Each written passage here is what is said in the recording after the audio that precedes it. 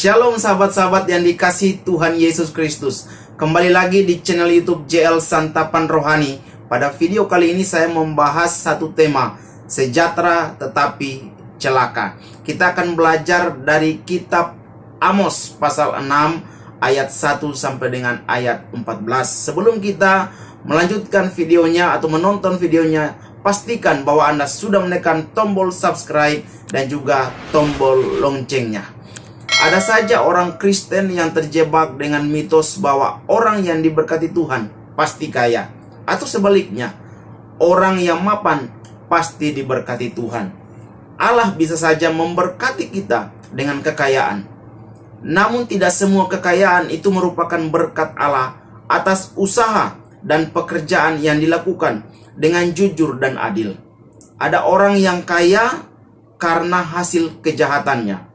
Kekayaan seperti ini jelas bukan berkat Tuhan, tetapi justru layak menjadi sasaran penghukuman dari Tuhan. Dalam kitab Amos pasal 6 ayat 1-14 ini, kita akan belajar dua alasan mengapa orang yang sejahtera tetapi mengalami celaka. Yang pertama, bahwa mereka yang hidup sejahtera tetapi celaka adalah orang yang mempunyai kuasa dan kemakmuran, tetapi mereka sudah menjadi puas dan hidup di dalam dosa. Dari Amos 6 ayat 1 sampai dengan ayat 6. Celakalah atas orang-orang yang merasa aman di Sion, atas orang-orang yang merasa tentram di gunung Samaria, atas orang-orang terkemuka dari bangsa yang utama, orang-orang yang kepada mereka kaum Israel bisa datang. Menyeberanglah ke Kalne dan lihat-lihatlah, berjalanlah dari sana ke Hamat yang besar itu, dan pergilah ke Gad orang Filistin. Adakah mereka lebih baik dari kerajaan-kerajaan ini, atau lebih besarkah daerah mereka dari daerahmu? Hai kamu yang menganggap jauh hari malapetaka, tetapi mendekat pemerintahan kekerasan, yang berbaring di tempat tidur dari gading dan duduk berjuntai di ranjang, yang memakan anak-anak domba dari kumpulan kambing domba, dan anak-anak lembu dari tengah-tengah kawanan binatang yang tambun, yang bernyanyi-nyanyi mendengar bunyi gambus, dan seperti Daud menciptakan bunyi-bunyian bagi dirinya, yang minum anggur dari bokor dan berurap dengan minyak yang paling baik, tetapi tidak berduka karena hancurnya keturunan Yusuf. Teguran Allah mengaum lebih keras dan kini ditujukan kepada para pemimpin umat. Mereka biasa dikenal sebagai orang yang terkemuka dan yang utama, dan yang beroleh kesempatan istimewa untuk menikmati hal-hal yang terbaik dalam hidup mereka. Tetapi di tengah-tengah krisis bangsa yang dialami oleh Israel, seharusnya para pemimpin itu yang pertama prihatin, tetapi justru mereka larut dalam kehidupan gemerlap dan menganggap bahwa kekelaman dari Allah itu jauh dari mereka. Tindakan penghukuman Allah untuk bangsa Israel menjadi peringatan keras bagi kita bahwa orang percaya masa kini sering kita merasa kuat dan mampu melakukan segala sesuatu tanpa Allah. Bahkan sering pula kita menutup mata kita terhadap berbagai krisis atau bencana yang terjadi di sekitar kita, karena kita tidak tanggap membaca setiap tanda-tanda zaman ini. Kita sering bersyukur karena tidak mengalami bencana, tetapi bersikap masa bodoh terhadap orang lain yang mengalami bencana.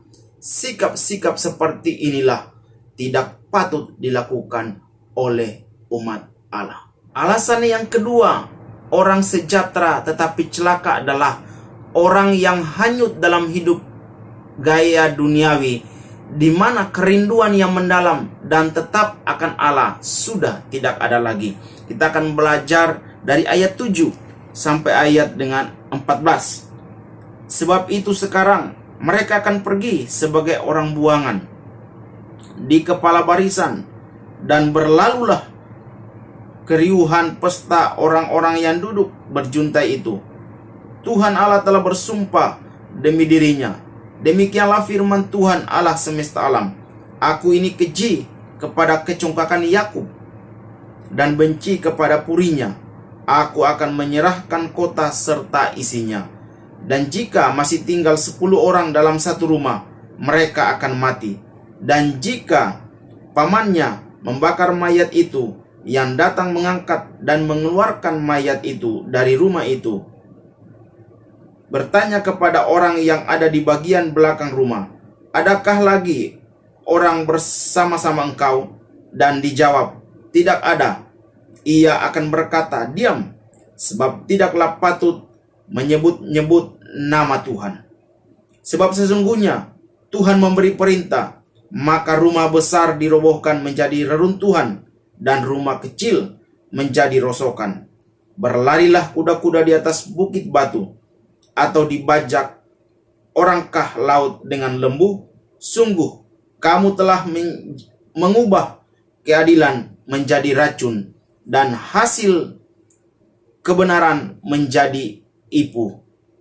Hai kamu yang bersuka cita karena Lodabar, dan yang berkata, bukankah kita dengan kekuatan kita merebut Karnaim bagi kita? Sebab sesungguhnya aku akan membangkitkan sesuatu bangsa melawan kamu, hai kaum Israel. Demikianlah firman Tuhan Allah semesta alam. Dan mereka akan menindas kamu dari jalan yang menuju ke Hamat sampai ke sungai yang di Arabah. Mata mereka telah dibutakan oleh kekayaan hasil rampasan dan penindasan terhadap orang yang lemah. Bahkan mereka masih terus menyelenggarakan pemerintahan dengan tangan besi dan juga memutarbalikan keadaan. Untuk semua yang mereka lakukan, Tuhan bersumpah demi dirinya untuk menghukum mereka, juga memusnahkan bangsa itu. Allah akan membangkitkan suatu bangsa yang akan menindas mereka. Berbagai bencana atau peristiwa pasti mempunyai hikmat tersendiri yang dapat memberi petunjuk atau tuntutan bagi langkah hidup kita. Walaupun kita memiliki kuasa dan kekuatan, harta dan kekayaan, kita tidak boleh menggantungkan hidup kita pada hal-hal itu. Karena hal-hal itu bukan Allah, tetapi pemberian Allah untuk mengabdikan kepada Allah dan sesama. Marilah kita belajar bahwa harta dan kedudukan tidak lebih adalah alat-alat agar kita mengabdi kepada Allah dan kita menjadi saluran berkat-Nya bagi semua orang. Amin.